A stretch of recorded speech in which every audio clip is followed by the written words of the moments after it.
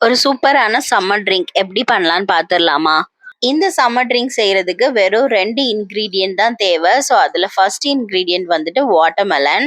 நான் வாட்டர்மெலனை இப்படிதான் ஸ்டோர் பண்ணி வச்சுட்டு இருக்கேன். அப்படியே வச்சுட்டோம் அப்படின்னா இடம் வந்து ஃப்ரிட்ஜில் ரொம்ப அடைக்கிற மாதிரி இருக்கும். இந்த மாதிரி நீளமான கண்டெய்னர்ல கட் பண்ணி போட்டுட்டோம் அப்படின்னா எடுத்து சாப்பிட்றதுக்கும் ஈஸியா இருக்கும், இடத்தையும் அடைக்காது.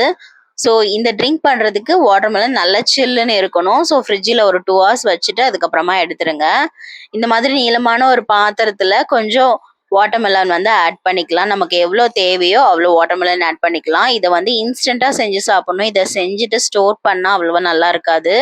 ஸோ அதுல வந்துட்டு நான் ரோஸ் சிரப் ஆட் பண்ணிக்கிறேன். உங்ககிட்ட ரோஸ் சிரப் இல்லை அப்படின்னா நன்னாரி சிரப்பும் ஆட் பண்ணிக்கலாம். ஸோ ஆட் பண்ணிட்டு இந்த மாதிரி பொட்டேட்டோலாம் ஸ்மாஷ் பண்றதை வச்சு நல்லா ஸ்மாஷ் பண்ணிட்டு இதை வந்துட்டு அப்படியே எடுத்து சர்வ் பண்ணிங்கன்னா நம்மளோட சூப்பரான சம்மர் ட்ரிங்க் வந்து ரெடி ஆயிடுச்சு. இது வந்து ரொம்ப ரெஃப்ரெஷிங்கா இருக்கும்.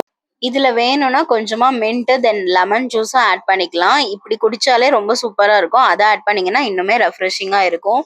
இந்த சம்மர்ல வாட்டர்மெலன் நிறைய கிடைக்குது. இந்த சீசன்லயே இந்த மாதிரி ஒரு ட்ரிங்க் ட்ரை பண்ணி பார்த்துட்டு எப்படி இருக்குன்னு கீழே கமெண்ட்ல சொல்லுங்க. பாய்.